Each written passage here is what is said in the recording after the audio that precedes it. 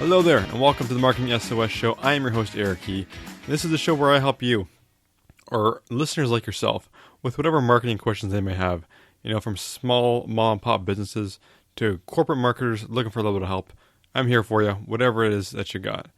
And I hope everyone out there is doing well, with everything going on in the world, quarantine, COVID-19, tough times. And I know we're all affected in different ways, so sending good vibes out to each and every one of you. Hopefully you're doing okay.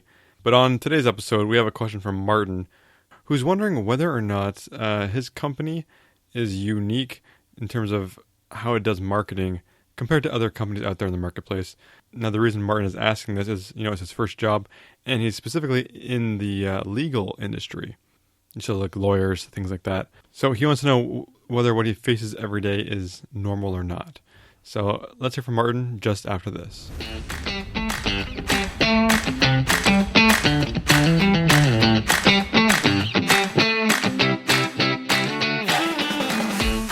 So Martin writes, "Hey Eric, I'm a recent grad who is very fortunate to still have my fairly new job, only 7 months old, as a marketing assistant at a law firm. However, I have to ask, is working in marketing always about jumping through hoops, or is my job just an exception to the rule? My chief marketing officer is regularly telling me and other members of the marketing team to just give the partners at our law firm whatever they want, even if what they want is a terrible looking ad on LinkedIn or a horribly written article on the website. It doesn't matter. Our CMO tells us to just give them what they want, always, no discussion, period. We have to get permission from 10 or more partners every time we want to post something to LinkedIn. It's really quite ridiculous, and I have a feeling that this isn't how most marketing jobs work. Our CMO won't even give her own approval of our work. She makes us email several partners for their input, which is always insane because they all have their own opinions on how things should be done. Is this just how marketing works in the legal industry? Martin." Well, Martin, every industry has their own marketing best practices, norms, and peculiarities. And within those industries, every company has their own way of doing things. I'm sure your company and the broader legal profession are not exceptions to that rule. Is marketing all about jumping through hoops? Yes and no. It all depends on your organization and the team. For bigger, more entrenched companies, the answer will likely be yes, as there can be bureaucracy and layers that you need to go through to get approval. This can have a range from departmental approval all the way up to the CMO level for approvals. So usually the higher levels in organizations start and set the strategy, and then the departments execute and stay within those parameters, reporting back and tweaking with feedback from the CMO or someone on that level. Now, some smaller organizations that move more quickly will delegate and trust their people to execute on their behalf. There will always be missteps, but this is where feedback and refining the plan comes into play, and you adjust things going forward.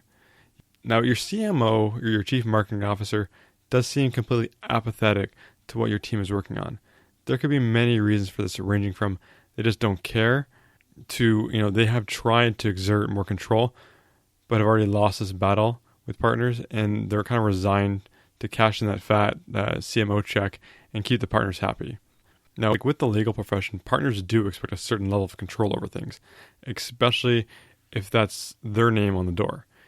If the CMO hasn't built up their confidence in her and her department, or just doesn't have that kind of power and influence within the organization, I can see where she would just defer to the partner's judgment on all things. It is a little surprising that she doesn't just deal with these partners directly and insulate your team from them, but she may just be delegating or giving herself some separation from your work in their eyes in case it goes sour. Getting approvals from multiple stakeholders can be painful and annoying. On their side, they're busy working on other things. So do yourself a favor and make things easier for them. Don't submit them each LinkedIn post piecemeal. Have a plan and strategy in several posts you submit to them all at once. Get your whole month approved and gain feedback in one go. This way you save yourself some headaches and can get ahead. These are things your CMO should be doing or guiding you on, but it does sound like, she's comfortable and doesn't want to rock the boat too much. Take this as your opportunity to practice some of these higher level strategic thinking and strategies and work on how you can interact and win over partners and people at that level.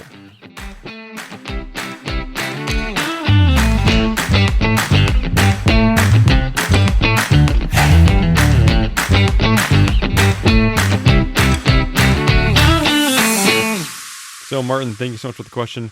And, it does sound like you have what I call kind of a lame boss, one that doesn't have your back, won't go up and fight for you, and just is happy to just ride on your coattails, I guess, in terms of not really giving too much input on things and not really going to bat for you. Having someone like that in your corner is never fun. So good luck, Martin.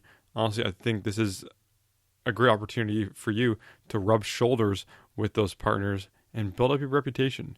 There's a ton of networking opportunities that could come down the line from that.